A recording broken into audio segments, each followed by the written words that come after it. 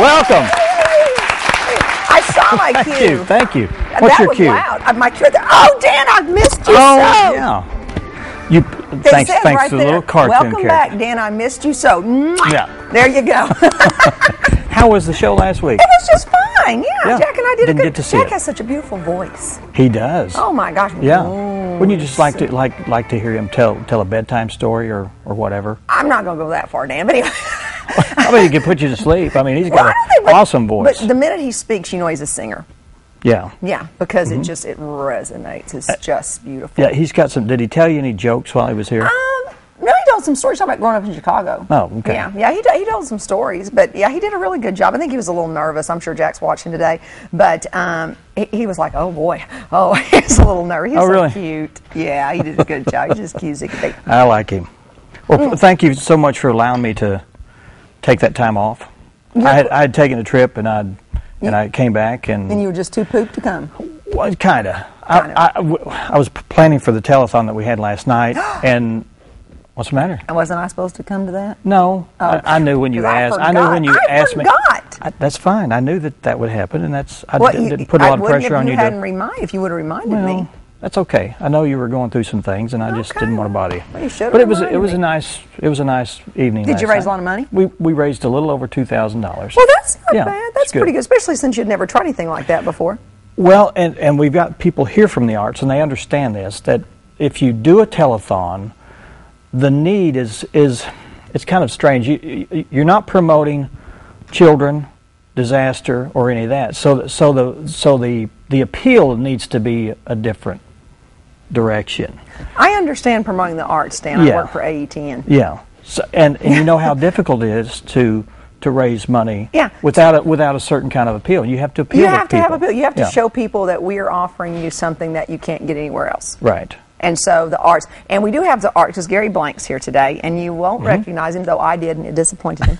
But anyway, he's here because there's a new play coming out at the Twin Lakes Playhouse. Yeah. But like I said, you were in that play and stuff. So Harrison's got a nice theater, and they do some. Well, we just need to. I think the big thing about the arts, because it's a select group of people that enjoy that.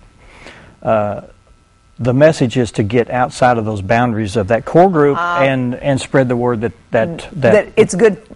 People have never tried it. One of those sort of things. They don't think there's a reason for it because they've never been down there to try it.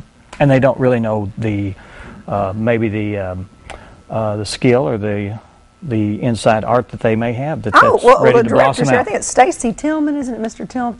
Tippin, who's the director of the new play. I'm sure he can explain to us that it's not, you don't just memorize a few lines and get up there and like Ruby. Oh, and one of the young ladies, hope I'm not stealing thunder, she's going to, Mountain Home Junior High is putting on The Sound of Music, and she's Maria. Oh. So we'll talk to her about learning some lines. Wow, that's a good one. You know, it's a lot more difficult than people think it's, you know, anyone can do that. Oh, anyone can, but not anyone can do it well. Yeah. Well, and that's it. And what's neat about the arts in this area is, and I'm sure that the Twin Lakes does that too, is they involve young children. Oh yeah, I know the Twin Lakes has a young actors workshop that they do. Right, and I think that's essential. Well, good. And it keeps it alive. But anyway, we had a good time. We raised over $2,000, and it's first telethon. And I'm sure a lot of people at home didn't understand what was going on as far as, you know, the Arts Council doing a telethon. You know, usually their funds come from outside events and memberships. Well, they think you're self-sustaining, like that you bring in enough money to take. There's no way. Yeah.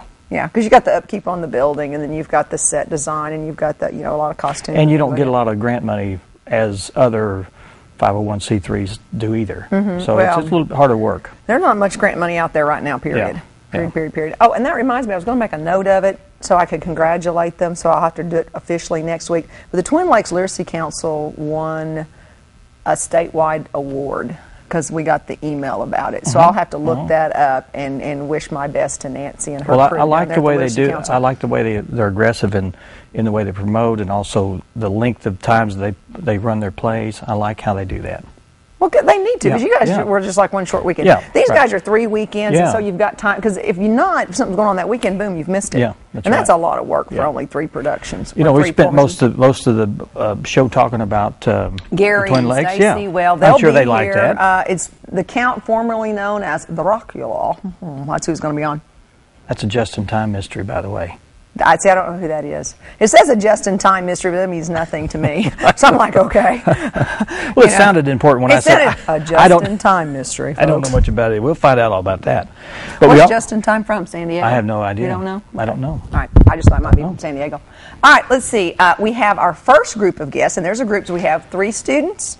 Ladies, we have Bud Zorman, who is a history teacher, right, Mr. Zorman? Where's Mr. Zorman? You're a history teacher over at the junior high? That's right. And he is here with 3 of his students. We'll introduce you to them. I don't have their names right now. And they're the Veterans Program in Reenactment. This is a yearly annual event, right? Well, that's kind of like a double entendre there. Yearly annual event. Anyway, and then we have Paul Wiles and Morgan Walton, who are with the Ozark Woodturners. And they have some beautiful work, and Mr. Wiles has already told me he didn't do it all himself, so we're going to find out who made all those beautiful things I can see sitting off stage. And then, of course, Gary and Stacy. See, I don't need you, Dan. Just sit there, honey. Okay. And then, of course, we have Ken and Becky McGuire, and they're the 4th annual Hallelujah Hoedown, and you are with Calvary Chapel, Twin Lakes. See, I was visiting with people before the show. Good, that's your job. Well, you're just like, I don't know what you're doing, but I was working. I'm recuperating. You're recuperating? Right now, yeah. Well, I had to recuperate last week. You weren't here after I'd been out of town for 4 days. I had Jack to help me recuperate, and then I'll be out of town next weekend, too. I bet Jack carried you, didn't he? He did. If it hadn't been for Jack, I don't know what I'd done. But anyway, I did tell him that I said, oh, Dan, you're handsomer than ever. Did you see the opening of the show? No, I didn't. He thought that was so cute. He did. Well, let's get started with this show. We've got 4 exciting different segments, right? Did you want to stop me? 1, 2, 3, 4. No, it's fine. Yeah, I'm okay with 4. I can count 1, 2, 3, 4. Very good. And they're all local. There's nothing inserted. There's nothing, no national feeds of any kind. It's all. Oh no canned stuff for us. It's all good local stuff. And no editing, by the way. Yeah, no editing, by the way. And we don't practice this either, in case you haven't noticed. We don't come to rehearsrsal. There's no rehearsal. There's not even no any hair, makeup. no makeup. No, That's it's just pretty much, here you are, folks. Turn that camera on. And everyone at home says, yeah, we can tell. Yeah, I've had people say, do you rehearse? I said, what a stupid question. Can't you tell? We just ad-lib. No, the words aren't there. There's no streaming video. I don't think I could. I'm obviously not very good at reading that and look at the camera at the same time. So. Yeah, there's probably a glare on it. We're going to take our first break, and Bud Zorman and his students will be here, and they're going to be talking about the Veterans Program and the reenactment. You haven't lost a step, Dan. I haven't. Good job. Stay with us.